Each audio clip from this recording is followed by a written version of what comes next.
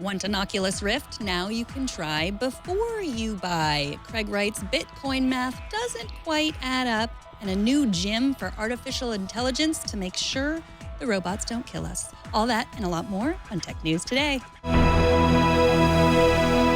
This is Twit. Bandwidth for Tech News Today is provided by CashFly at CACHEFLY.com.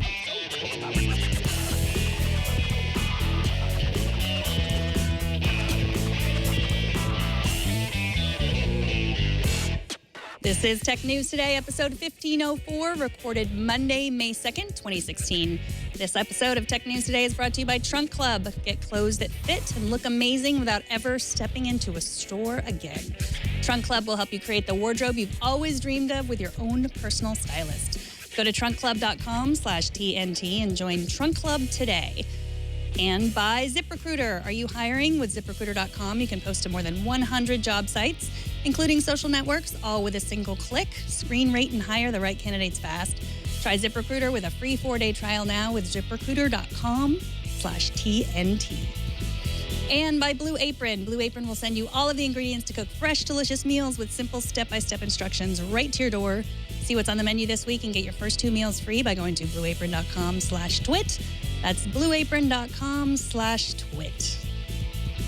Hello and welcome to Tech News Today. This is the show where we talk about some of the biggest tech stories with people who are passionate about technology. I am Megan Morrone. Jason Howell is out today, but I am happy to welcome Mike Murphy, reporter at Quartz. Welcome, Hey there. Mike. Hey, it's good to talk to you. Thanks for joining me. No problem. Thanks for having me. So after the break, we're going to talk about the big story, the slowly evolving story of the man who might or might not have invented Bitcoin. But first, let's get to some of the other headlines. If you've been wanting to try out the Oculus Rift, but you don't have any early adopter friends, you're in luck. The Rift is coming to Best Buy this week, so you can try before you buy. The company is selling only what it calls a small number of headsets in 48 U.S. stores. Now, this is kind of a little controversial since some people have yet to even receive their pre-orders. What do you think about this, Mike? Yeah, I definitely go with controversial. Their PR people emailed me this, and I was like, well, what about all the pre-order stuff? Aren't they going to get annoyed? And I got no response. So they seem to be handling this a little weird for a major international tech company's first product launch, but we'll see. Yeah, I mean, I guess they just think that the people that ordered, the early adopters are, all in, like they're, not gonna, they really want it. So maybe get it into the hands of people who've heard about it but don't know anyone that have it. Yeah, I mean, I could see that, but I feel like the best way to get people like that on board, the people who might be like right after the early adopters, is to like give it to the early adopters first, the ones who are going to be your like evangelists. Like, they really want to be excited about you, and now you're like, well, actually anybody can get it. I don't care if you had a pre-order or not. Like, just cancel your pre-order and show up in line. Like, that just seems a little weird to me. Yeah. So I guess they're expecting a lot of people. You have to reserve your spot at Best Buy. You go to live.oculus.com to do that if you want to try it out. And the LA Times reports that a U.S. judge has granted a search warrant ordering a woman to unlock her iPhone with her fingerprint. Now, this is the first time fingerprint access has been demanded in a federal case. As laws currently stand, it is our Fifth Amendment right not to incriminate ourselves by giving up our password, but fingerprints don't count. So I guess we've kind of known this, but it's never been used in a court. What do you think? I think it's pretty interesting. Like, is it freedom of speech if I leave my fingerprint on a table? I don't know. I mean, it's weird because, yeah, I feel like in this particular use of your fingerprint, it is identical to a password. It is the access for the device. But, I mean, if there's like prior laws about fingerprints, I can see how they wanted to go about it that way. But, no, I do wonder if the law is going to change, if this is something, I think we're just seeing the start of biometrics as, security measures. So I think we're probably going to have to reevaluate how we deal with them in terms of our own privacy.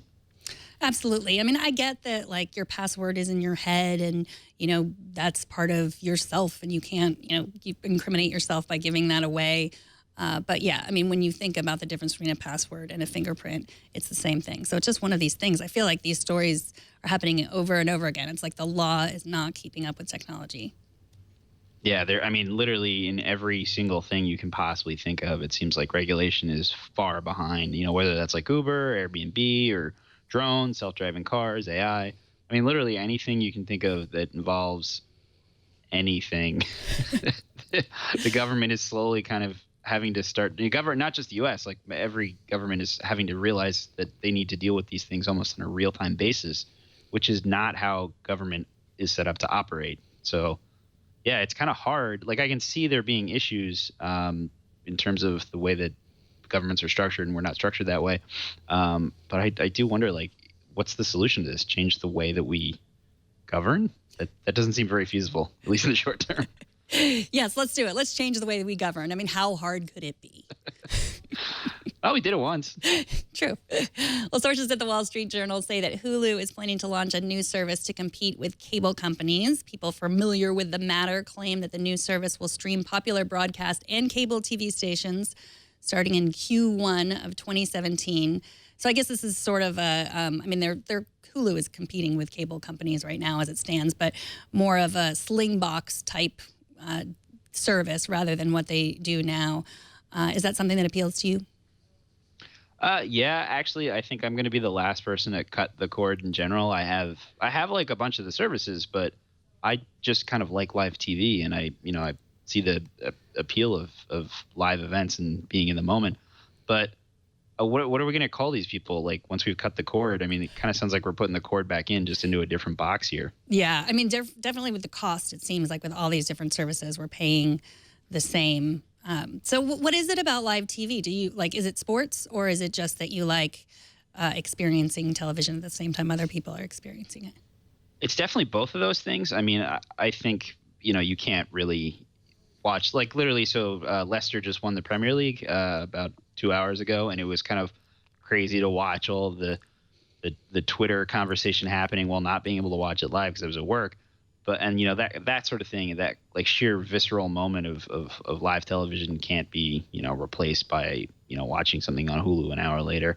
But I personally also just really love like when I'm home in the middle of a day on a rainy Sunday and I'm like working or something, I like just having random TV that I don't have to think about like curating, and I don't want to watch like 7 episodes of some new show. Like I kind of like the breakup of advertisements and different shows. Like I literally will put on like the Discovery Channel and watch how it's made for like 7 hours straight just because it's super interesting, and it's not something you would like put on. It's not the same as like, oh, I want to watch the new episode of Kimmy Schmidt. It's like a real different way of consuming TV. Exactly. Well, it's interesting that you bring up the soccer game that is very popular internationally. But, when I think of people who are like fascinated with sports, it's more, it's football and basketball, and it's the things that, you hear about that are broadcast in a time when people are at home watching in the U.S. So it's interesting because we've had these discussions about like broadcasting and narrowcasting.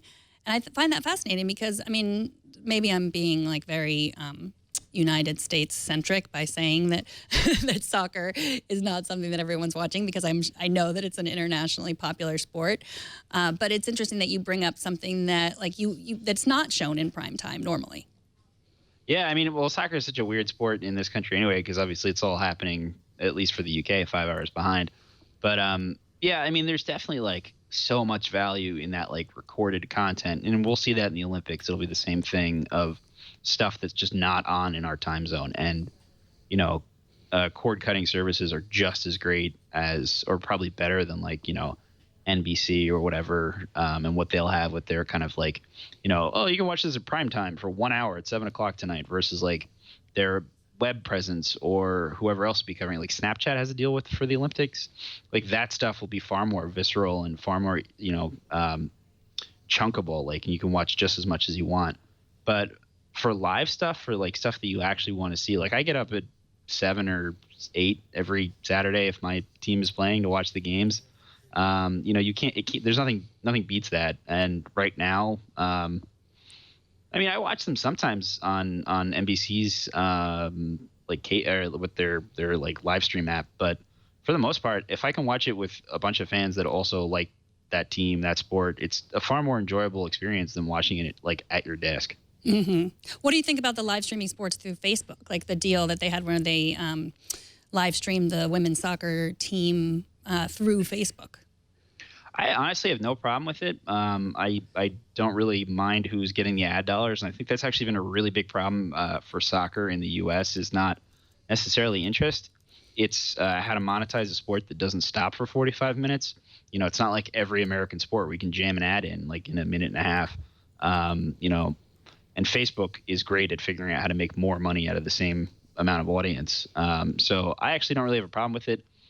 Their live video service seems to be decent enough for now, so it could end up being a smart play for them and in a way to get people staying on the platform. Like I don't go on Facebook.com that much anymore, but I use a lot of Facebook stuff.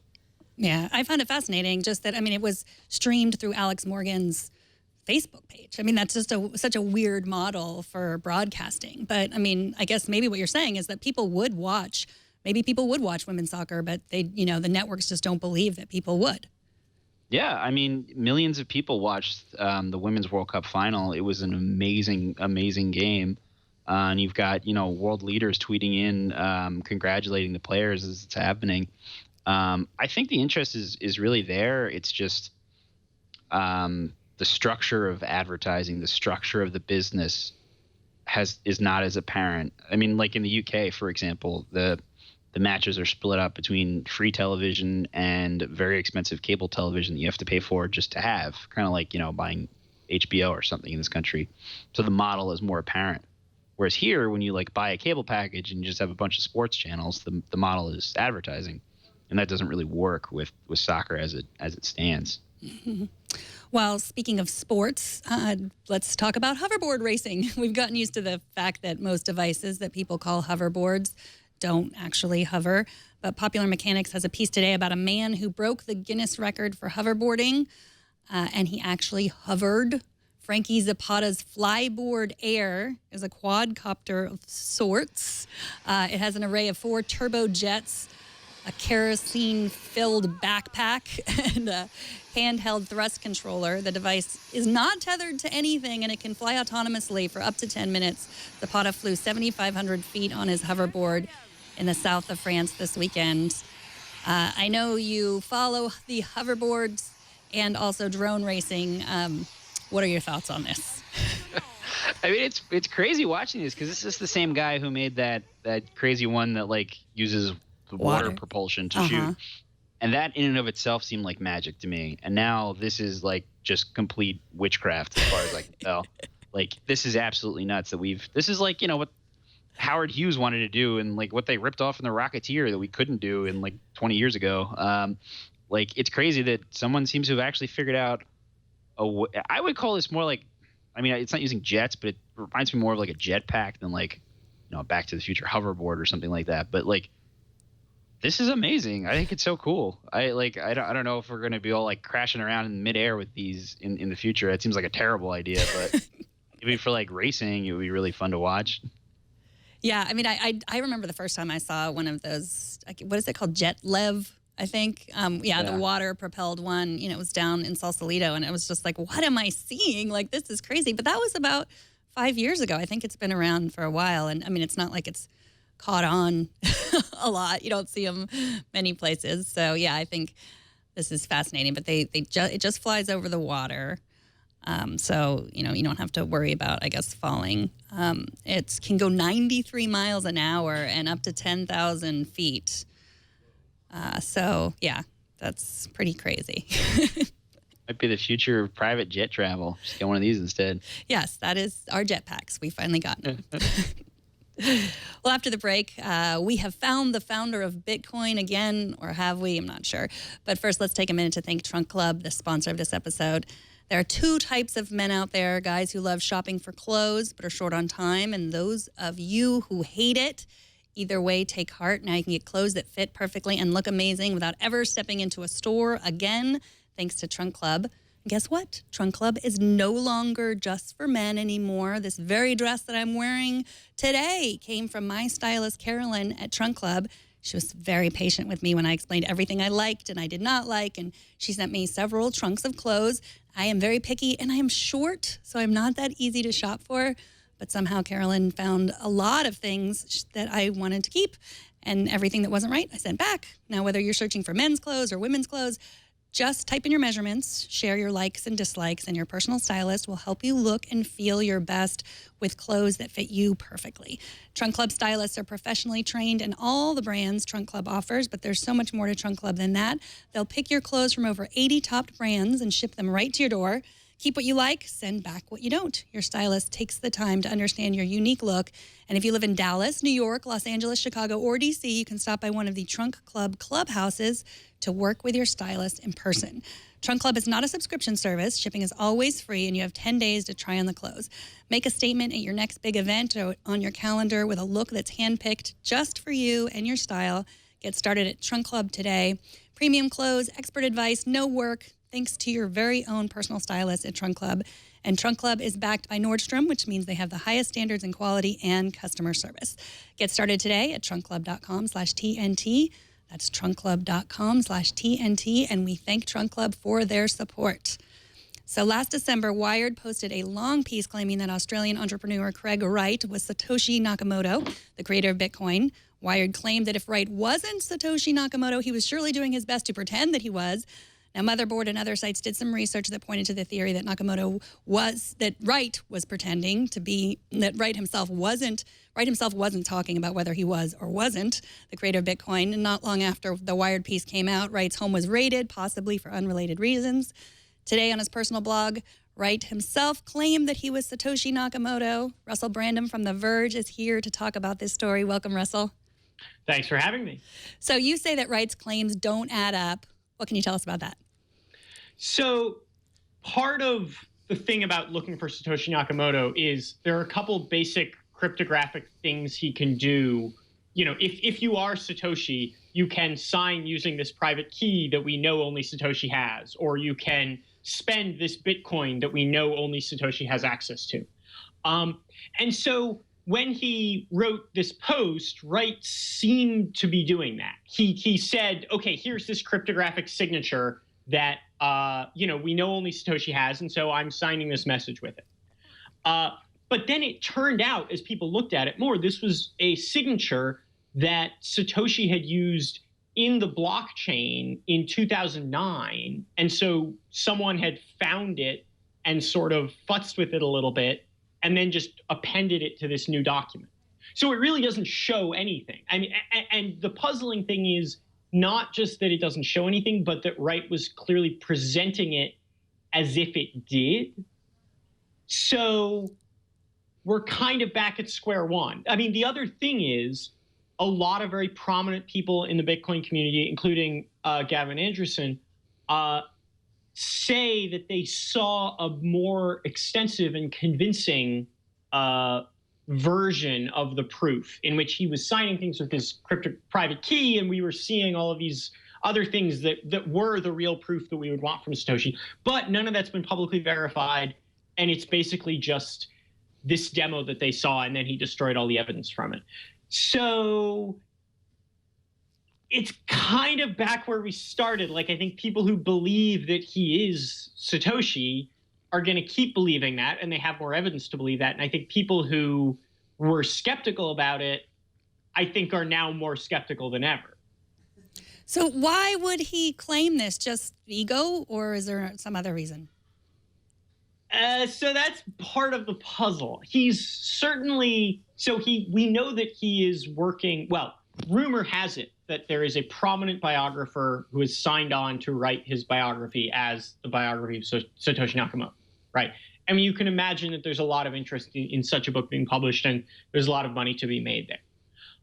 We also know that he is very interested in a supercomputer business, and that supercomputer business has certainly been getting a lot more attention from investors now that he's known as a possible Satoshi Nakamoto, at least.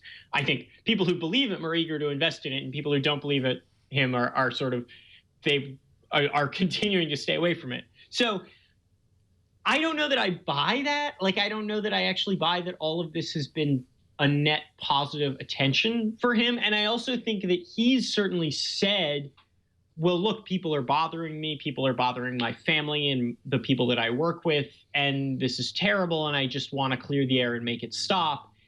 And that does sound on the face of it plausible to me. But I don't know. So do they know when his house was raided back in December? Was it related or unrelated, or do we not know? It seems like there are tax issues, but there are sort of confidentiality issues that are preventing the police from saying. I think it's sort of still in process enough that he has rights as an Australian citizen that prevent them from talking about what the nature of the investigation is. It's sort of an innocent until proven guilty situation. So yeah, I don't know. I mean, I also think. The weird thing for me, if you asked me, is this guy Satoshi? He's now saying he's Satoshi. So and there's other people who are saying he is too, which is more than we had back in December. But we also know that it should be really easy to prove that you're Satoshi Nakamoto. And the public proof that he gave is basically fake. Like, it's as if someone gave you a fake $20 bill and they're saying they're a millionaire. And the fact that they gave you a fake $20 bill doesn't prove that they're not a millionaire, but I'm certainly a lot less inclined to believe it now that sort of people have successfully called shenanigans on the one sort of basic thing that he was doing to establish this publicly. So what you say is that what's missing is the math. Can you explain that more, or would you have to be Satoshi Nakamoto to be able to explain it? Well, no. So, I mean, this is the basic thing about cryptography and about Bitcoin is that it's the math. This was how one prime example of this was the Silk Road trial. They said, well, how do we know that this guy really is the Dread Pirate Roberts? We know so little about the Dread Pirate Roberts. This is, well, this key was the key they used to sign Dread Pirate Roberts' messages, and he has it. And I think people are waiting for the same thing with Satoshi. It could be more than one person. It could be, we know absolutely nothing about him except that he had possession of these Bitcoins and he had the ability to sign these messages in this way, right? And so if nothing else is true of this guy, he should be able to do one of those things. And it should be, if he is Satoshi, it should be very easy for him to do one of those things. And he should have a lot of options of mathematical proofs that he can offer. And I think this is also a way of kind of talking to the Bitcoin community in their own language, is saying, we're not about authority, we're not about external say-sos, this is about sort of the math. And so, yeah, I mean, he should have the private key, or he should have the sort of hash for the Bitcoin. And there's some explanations about why that's not what he's doing. I mean, his claim is that this Bitcoin, which is worth hundreds of millions of dollars now, is in a trust for tax reasons so that he doesn't have to pay some exorbitant tax on it, which is possibly what the Australian thing is about. Like, I mean, that could be the charges against him. But he should really be able to, like, move it around so that it's still in a trust, but now it's in this other wallet, and the other wallet's also in the trust. But he can say, well, on this date and time, I moved this much money from here to here, and then that much money moves, and we're saying, well, okay, clearly at least he knew it was going to happen, so he must know the guy who was going to do this, and that guy must have participated in this verification. And that would be completely airtight. It would, if you want to shut up the loudmouth critics like me, that's all you have to do. And people have been saying this for years, and we're still saying it. Well, Mike, you're being awfully quiet. Are you Satoshi Nakamoto? Actually, yeah. I mean, I wasn't going to say it on this episode. I wasn't going to, steal thunder. But I just don't understand, A, if Satoshi is one person, why he hasn't or she hasn't just revealed himself, and B, why it really matters. Good question. Well, it's a mystery. You want to know, right? I mean, I think people say, well, it doesn't matter. But it's still this guy who did this stuff and has potentially all this money. I'm curious. I'll admit, yes. I'm very curious about who he is. And as a journalist, it's hard to say, like, well, they say it's this guy. Maybe it is. Maybe it isn't. Who knows? I totally believe in debunking guys who say stuff like that. But, like, I don't know. Who invented the dollar? like the actual currency. I don't know. I saw some weird hot take about that today, and it's I like, haven't seen Hamilton, so I'm not. yeah, totally exactly. So, I mean, does knowing who he is give some legitimacy to Bitcoin, or does, if it were Craig Wright, who also might have, invented a lot of other things, does it give it less legitimacy? Well, I think we know that at the very least, this is a really interesting idea that has spurred a lot of people to do a lot of stuff. I mean, I think I'm generally a Bitcoin skeptic, but I think at the very least, this was a really interesting idea that got a lot of sort of brains working, right? So, I mean, I think the value of the work is at this point not really in that much question. I think the interesting thing is, and you see this with a lot of open source communities. I mean, I think big projects like this, whether it's Tor or Wikipedia or Linux, a lot of the times you need a kind of political leader that everyone can rally around, and they say, okay, this is what we're doing now. And I think Bitcoin is in some ways at a moment like that. We've seen this dispute over block size and a kind of, I mean, I think some people called it a civil war within Bitcoin that was for a while really preventing people from transacting, making transactions at scale, which is the thing that you need to do as a currency system. And so I think there is this idea of, okay, if someone came out and said, I'm Satoshi, and it seems to me like you guys do what you want, but it seems to me like this is what Bitcoin needs, and I would be happy if people did that. I think that would be politically useful for the community in various ways. But also then I think that makes some of the declarations we've seen a little suspect. So you have these major members of the Bitcoin community who are coming forward and saying, you know what, I'm sold. This guy's Satoshi. And you have to kind of wonder if that's what they're thinking too, is, well, okay, Satoshi or not, we need someone like this.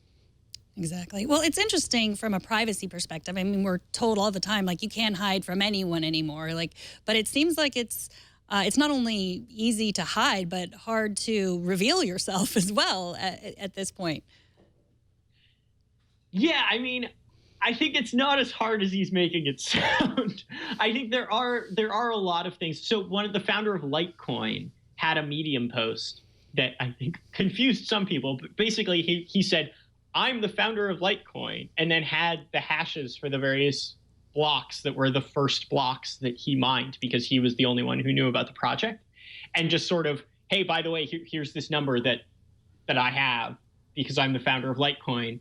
And I mean, he just posted this 3-line post on Medium, but it was implicitly he was saying, well, okay, if you're the founder of Bitcoin, you have this on your hard drive somewhere. So what's the problem? I don't know. Right. It's tricky. Well, Russell, thank you so much for joining us. Russell Brandom, my pleasure. He writes for The Verge. He's at Russell Brandom on Twitter. And you have some other stories today that you posted. You've been busy writing all day, so go check out his stuff at The Verge. Thanks so much for coming on. Mm-hmm. Have a good one. You too.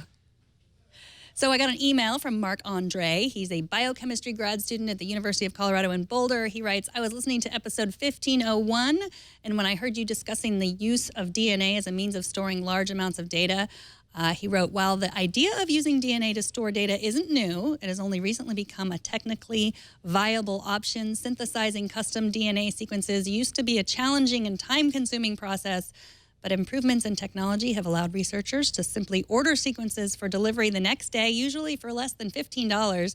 The main challenge is that the process gets exponentially more expensive as the sequence gets longer.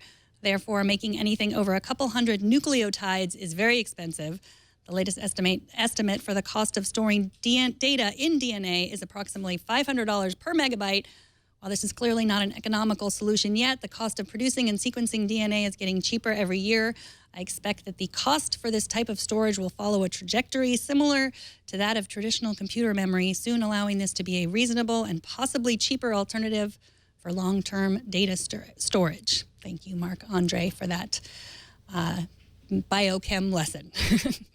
After the break, we will talk to Alex Wilhelm about earnings reports and whether the bubble has burst or not. But first, let's take a minute to thank ZipRecruiter, the sponsor of this episode. If you've ever tried to hire a more diverse workforce or find employees beyond the circle of your college, fraternity, or sorority, you know it's not easy. It's hard, but it is worth it. If you want to find the perfect hire, you need to cast the widest net possible, and you want to post your job on all the top job sites. With ZipRecruiter, now you can. ZipRecruiter.com, you can post to more than 100 job boards, including social media networks like Facebook, Twitter, and Google+, all with a single click. Just post once and watch your candidates roll into ZipRecruiter's easy-to-use interface. Search by skills, location, work experience, and more. In so many fields, especially tech fields, diverse experience is a key. ZipRecruiter's advanced matching technology delivers the most relevant candidates based on your criteria. You get to decide. ZipRecruiter offers optimized pages that look great on any screen. Add their unique mobile apply process for more visitors and applicants. Find candidates in any city or industry nationwide. No more juggling emails or calls to your office. You can add multiple users to your account. Find out today why ZipRecruiter has been used by over 800,000 businesses and is trusted by hundreds of Fortune 500 companies. So whether you're hiring now or plan to hire in the near future, check out their blog for recruiting tips and hiring resources. Right now, you can try ZipRecruiter for free by going to ZipRecruiter.com/TNT. Access millions of resumes on ZipRecruiter with thousands of new ones added daily. ZipRecruiter is the fastest way to hire great people. Go to ZipRecruiter.com/TNT. And we thank ZipRecruiter for their support of Tech News Today. So, Mike, today you have a piece in Quartz about how Apple closed 0.1% lower, marking a losing streak of 8 consecutive days. And CNBC says this hasn't happened in 18 years. Meanwhile, Amazon crushed earnings expectations last week, and they seem unstoppable. Joining us to talk about this story, the story behind the earnings, is Alex Wilhelm, editor-in-chief at Mattermark. Welcome, Alex. Hey, how's it going? Good to be back. Good to have you. So based on last week's news, a lot of people are comparing the two companies, but does it make sense to compare Apple's to Amazon's? Well, I think you always want to be very careful. We're talking about the big five, roughly, Alphabet, Microsoft, Apple, Amazon, and Facebook, and it's been a mixed bag. So I wouldn't want to say draw a comparison between, Facebook or Amazon and Microsoft, Apple or Alphabet. But you can look at the broader collection of the largest platform-based tech companies and say, how are they doing in aggregate? And the answer is, pretty good, nothing crazy, nothing terrible. So, Mike, what do you think about Apple's big slide? Well, I've written a few pieces recently about how I think Apple's in a weird phase right now, somewhere between boring and not entirely sure what its next big hit will be, and they do really need one. I don't think that this is like the death knell. I think Carl Icahn the other day was being a little too overdramatic by selling all of his shares, to be honest. I think that this was always just going to be a slow quarter. I think the iPhone 7 will almost certainly see them go back on track. And the big question remains for me is whether they have anything beyond that. This thing is not great, but I have to keep wearing it. But, they need something. They need that iPod device, that slightly cheaper device that will fill stockings and, will be handed out at graduations and things like that. And that, to me, is a really big question about their, hardware future. Well, Carl Icahn has never once overreacted to anything. So this is definitely a first moment in history which we can say that about the investor. But I think you're right. I mean, everyone wants a new iPod or iPad level product from Apple, especially in an age when Mac sales are declining on a year-over-year basis. And I think the rough gist around the tables that I sit at is that no one knows what it is or if there is something coming. Apple is certainly not ahead in VR or AR. They're not ahead in automotive. And so it's very, very curious or it's kind of head scratcher what they may put out to solve this problem. But it's very hard to knock Apple too much because they made like $10 billion last quarter. And so Amazon, yes, had a very solid quarter and beat expectations, but they had about $500 million in profit. So Apple was about 20x, 20 times as much. So yeah, we can sit here and kind of throw a little bit of shade at Tim Cook and so forth, but the scale of profit definitely still matters. And when you compare market caps, you can understand why Apple's worth more than Amazon still. So what do you think about that? I mean, we're both wearing our Apple Watch, Mike, and you wear it, you don't really know why. You're not wearing yours. I'm not. I don't own one. But then, there's also the Amazon Echo. That is, everyone talks about how that's just a breakthrough device. I have that also. I love them both. So I don't know, looking at the devices, does that make sense to look at the company as a whole? Like, are we more excited about Amazon right now? Or is it really just, is this a failure, the watch? That's several questions. It's for either one of you. Okay, well, I'll just one small thing. People say, why are we making fun of the Apple Watch, which sold X million units, calling it a flop, and then the Amazon Echo, much fewer number of million units and calling it a success? It's because everyone thought the Apple Watch would do very well. No one thought the Echo would sell at all. And so the Echo actually is a breakout success for Amazon, which has had a history of actually hardware struggles recently with their Fire Phone. Whereas the Apple Watch comes off the back of the most successful new product lines in hardware history. And so that's why I think people are trying to draw lines that are more positive for Apple, when in reality, Amazon does have the hit. Well, I would echo those statements. There we go. Yeah, jokes today at the show, everyone. Watch out. Nerds on parade. Well, okay, so when you say no one expected to see that from the Echo, was the Echo announced months before, like the Apple Watch? Is it like reality versus expectations? The Echo kind of came out of nowhere, right? Yeah, it didn't have a multi-year free press cycle behind it to drive its first day sales. And also, no offense to Amazon, but Apple has more dedicated hardware customers. I don't recall people really waiting outside to buy Amazon Kindle products. Whereas for anything, Apple could do cable, and people would camp outside here in SF to get a scratch at it. So I think Amazon's not only created a new product category, but done a really good job of linking hardware to its retail empire. And so they've actually improved their core experience while expanding their product lines. That's awesome. Apple wanted to do that with the Apple Watch and apps for the Apple Watch, but I don't think those have done that well. So it's a similar idea, connecting the physical to the software, but Amazon, I think, in this case, definitely did a much better job. And that's why my friends brag about their Echoes and their use of Alexa, but no one really shows off their Apple Watch. I do. Well, you're special. Okay. Oh, thanks. Okay, so let's move on from the big companies and move on to startups. Christopher Mims wrote a piece in the Wall Street Journal today that said, this tech bubble is bursting. Alex, do you agree? Yes and no. So I hear two different things. I talk to venture capitalists and entrepreneurs pretty much every day, and everyone goes, the world's ending, the world's ending. I go, cool, are you still investing? Yes. Or are you raising? Yes. Okay. So I have a hard time finding the entrepreneurs and venture capitalists that are really pulling back at the moment. There's certainly some shift in valuation and spend on the side of startups, but things mostly seem to be about where they were. I just published some numbers on, for example, the Indian and Southeast Asian VC markets for the Q1, and compared to Q4, they're about flat. And also North America was about flat compared to Q4. So I think there's a lot of hand-wringing, but not a lot of change in behavior, which could exacerbate later problems. But for now, things seem, okay. What do you think, Mike? I would agree that things are kind of going along as they have been, but I would argue that that's not necessarily a good thing. I wrote a thing today, kind of using Silicon Valley, the most recent episode that aired last night on live TV,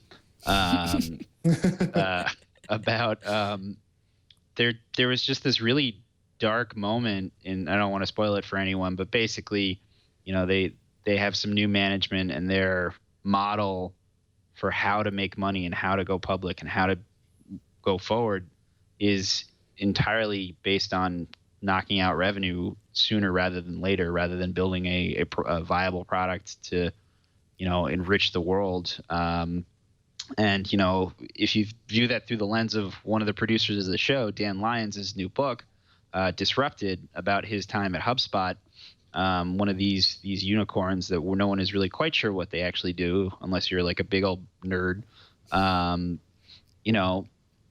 That seems to be a model for a lot of startups, a lot of these unicorns, a lot of these companies that are going public probably before they have a foundation for stability. I mean, look at Twitter. They've never generated a yearly profit, and yet, they're still a publicly traded company. Is that smart? Is that a good way to run a business? I don't know. I don't know what the answer is, but it was funny to me to watch that show, which has just been about like, oh, look at all these silly nerds in Silicon Valley, and now all of a sudden it's like, oh, actually this is probably going to affect the entire world like the .com bubble did.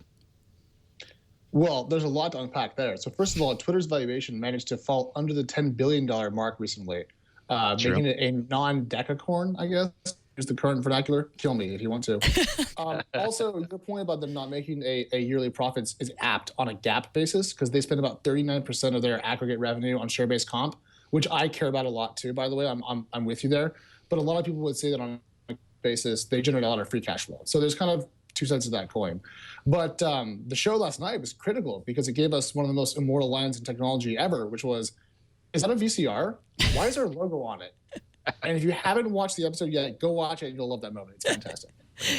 So I'm not going so far back into the VCR days, but comparing the first .com bubble to what's happening now. I mean, does that make sense, or are they so different that they're incomparable? I think they're incomparable. I think what we're seeing right now is the accretion of wealth has occurred on the private side, and therefore the accretion of risk is also on the private side. So if this all goes up in flames and goes down, people that lose money are the rich people, as opposed to last time around, a lot of people put their savings on the personal side, their 401ks, their IRAs, into this sort of thing, and had it all be deleted by market changes. And so there could be a very, very rapid and painful market shift. We could see the Nasdaq drop below 4K, that would turn everything off. But, on the private side, that is. But I think given that the money we're talking about is mostly institutional money, I'm less concerned about it. And given that none of it's my money, I don't really care. Let's burn. Why not? Okay, so Mike, I want to get at something you said. You brought up the fact that people don't really know what these companies do. There's something about the .com bubble. It's like, oh, it's pet food. It's, a van that brings me my groceries. And, even to some extent, there's Twitter. Like, I know what Twitter does. But then what about all these other companies that are the back end, like especially talking about like video? When we were at the NAB, the National Association of Broadcasters, like there's an entire like convention center filled with people working on the back end of video. Like companies, you like, what are you doing? Like we really don't, is that what you're talking about too? Because there's a lot of technology behind here, like a lot of startups that really like the technology is beyond most people. I would entirely agree. Partly that is due to the fact that that's where you can make money now, as these are new opportunities. But I would also argue that, these are not as tangible objects, and this has been a massive issue for like the sharing economy. And it's, are these people employees? Do you have a right to sell your home or your apartment when you're already, leasing it from someone else and things like that? And what exactly does middle out compression mean? I know that's from Silicon Valley, but like there's probably companies doing that. I don't know what the heck that means. I don't know how that differs from top down, bottom up. I don't even know. But like, that's kind of where we are in a lot of tech today. And that's kind of why I think we focus on things like, well, Apple's selling less or fewer iPhones because I can understand what that means. And I can understand what hardware means. But yeah, we're also just running out of like weird stuff to name stuff. So the weirder the name, the like weirder the product, it seems like. We still have Bitcoin, so things are still pretty strange on the whole. It's a trustless cryptocurrency that's pseudo-anonymous. Of course, yes. Makes perfect sense. Spies them immediately. Into Russia. Well, Alex, as always, it is a pleasure to talk to you and get your opinion on all of this. Thank you so much for joining us. You can follow Alex's work on mattermark.com or at Alex on Twitter. Is there anything that we should point people to? It's at mattermark.com/blog for about 2 more weeks, and then we'll have a new domain. So get ready and get excited. It's going to be fun. Thanks, Alex. All right, bye, y'all. Take care. TNT's fan of the day is Mr. Harris Online, who appears to watch the show in his home gym, either while he's working out or sitting on that couch eating potato chips. It's unclear. You can show us how you watch or listen to TNT. Just record a video or take a picture of yourself or your setup and post it on Instagram, Google+, Twitter, or Facebook, and use the hashtag HowIWatchTNT, and we are going to find it. So first, we are going to talk to Mike in a minute about one more of his stories, speaking of gyms and robots, a robot gym. But first, let's take a minute to thank Blue Apron, the sponsor of this episode. We all know home-cooked meals are usually lower in calories and fat, but there's something else about making your own food that just feels good. For me, it reminds me of my childhood, of my mom, who was and still is a great cook. Unfortunately, that trait seems to have skipped a generation. I can follow a recipe, but I am not creative when it comes to the kitchen. And let's face it, in the time that I would be looking for recipes and going to the grocery store, I'm here with you guys talking about technology. I'm not at the grocery store. I am not coming up with new meals. Blue Apron has me covered. For less than $10 per meal, Blue Apron delivers all the fresh ingredients I need to create home-cooked meals. All I have to do is follow the easy step-by-step instructions. Each meal can be prepared in 40 minutes or less. No overwhelming trips to the grocery store. No more sad takeout. No matter your dietary preferences, Blue Apron makes it a breeze to discover and prepare dishes like pork roast and mashed potatoes with molasses stewed collard greens, or red quinoa and black bean enchiladas with roasted tomatilla salsa verde. Recipes are between 500 and 700 calories per portion, delicious and good for you. Right now, you can get your first 2 meals free just by going to blueapron.com/twit. Check out this week's menu and get your first 2 meals free by going to blueapron.com/twit. And we thank Blue Apron for their support of Tech News Today. So, Mike, you have a great piece on Quartz right now about a gym, but for bots. Are they taking Zumba classes? Maybe, I don't know. There's so many things they could be doing in this gym. Actually, it's a very literal meaning of the word gym. So basically, it's this program created by OpenAI, which is a consortium, I guess you would call them. They're not really a charity. They're not for profit. That seems like a good word. That's run by famous people that are afraid of AI, like Elon Musk and Y Combinator Sam Altman and a few other, I forget who else, Reid Hoffman, like lots of really famous tech people. But they have a lot of very famous and very smart scientists, computer scientists working for them. And so they've created this program called OpenAI Gym. And the idea is that you can take your artificial intelligence program, whatever it does, and test it against a series of completely different tests. So as you can see right there, it's a bot struggling really hard to walk from the looks of it. There it's playing Atari. And the idea being that they want to create a kind of standard set of tests, a benchmarking piece of software for which to judge AI against. The idea being that you come up with a bot for playing something like Go, like Google did with DeepMind or with AlphaGo a few weeks ago, and you can see how that can perform in a kind of general setting. So this is the big hurdle with artificial intelligence, is that we're really awesome at creating programs to do one thing really, really well. We can beat the hardest, most ancient game in the world. But we can't make that same program play tic-tac-toe. Well, that one might be able to because it's kind of based on this. But in general, our programming is very linear and very focused and tunnel vision sort of thing. The idea here is to create general-purpose artificial intelligence programs that can do all these crazy different tasks. So that might be like learning how to walk, or it might be learning how to play games, because these are very different problems that would usually be solved by very separate programs. So this is what they're trying to do with the gym. You take your bot to the gym, you work it out and see how it does, and then you get a score which you can benchmark against your competition. So a lot of the AI is coming out of Google and Facebook and Apple, who, they're competitive. Is this something that they are signing on to, or does it? Or are they avoiding it and trying to just like the space race sort of thing? Well, it's hard, right? Because this is an independent company an organization that, these private companies are under no obligation to do anything of the sort, share anything. But, there's some of the researchers work at Facebook. Some of the researchers have been very high up at Google's AI's work.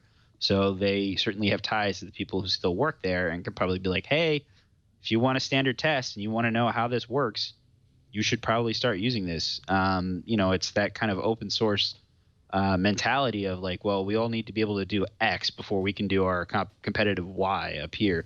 And a lot of this research is still very much at the university level. So the University of Madison, Wisconsin is probably not going to be too concerned about the University of Waterloo and what they're doing in terms of like competitive edge.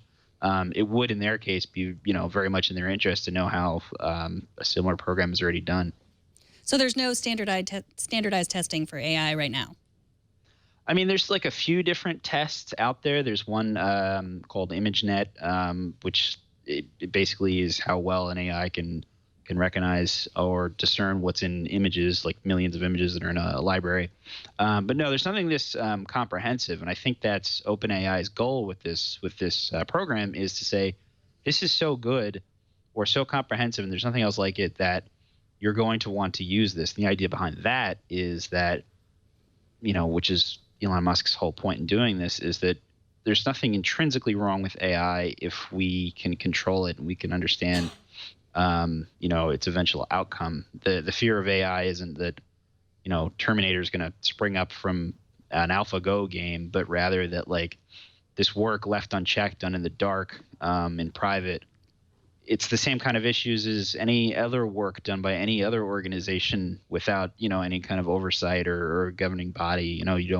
We have, the UN for a reason. Like the UN literally rules on like, well, you probably shouldn't make, weaponized robots. That's probably a bad thing. Don't do that. And we need that sort of thing for AI because it is, as Elon Musk likes to say, they could be more dangerous than nuclear weapons. So this is your beat. I mean, that was going to be my next question. You spend all day looking at this kind of stuff, doing the research, talking to people. It sounds like you do think we need something like this. Do you think it will catch on? It's hard to say so far, but I mean, I haven't seen anything particularly negative or, people saying they're not going to do it. I do think that something will catch on, or that as is the case with a lot of this kind of research, it has to be the kind of testing that you need to do needs to be standardized. Ford tests their cars in the same way that GM does because that's how the government knows that they're safe. It's the same with when I went to go see UL blow up hoverboards. It's because we need to know how these things are safe. It doesn't matter if it's a program. It doesn't matter if it's an Oculus Rift or I don't know. I'm just looking around my desk. We just need this kind of standardization. I don't know if it's going to be this one that catches on, but there is going to have to be something. Well, thanks so much for covering this and for coming and talking to us for the whole show. Mike is a reporter at Quartz. That's at QZ.com. He's at MCMW on Twitter. Is there anything else that you've written about that we should take a look at? It's MCWM, by the way. Oh, MCWM. Like the CW in the middle of your initial. Exactly. Okay. That's what they call me. Okay. Always on teen dramas. Anything else I've written? I think we talked about literally everything I wrote today, other than Leicester winning the Premier League, which I'm not sure Tech News Today fans will be too interested in. And yet you snuck that in. You did. We talked about that too. A couple times. All right. Well, we'll hopefully talk to you soon, Mike. Thanks so much for joining us. No problem. Take care. TNT records live every Monday through Friday at 4 p.m. Pacific, 7 p.m. Eastern, 12 a.m. UTC at twit.tv/live. You can be part of the show by emailing us at tnt@twit.tv or leaving us a short voicemail at 260-TNT-SHOW. You can also find us on Twitter at Tech News Today TV. You can subscribe to the show at twit.tv/TNT. And if you want to tweet at me, I am at Megan Morrone. Jason Howell will be back tomorrow. Thank you to Anthony, our technical director, and all the folks who help us produce this show every single day. And thanks to you for sticking around till the bitter end of the show. Hopefully it wasn't too bitter. We will see you tomorrow.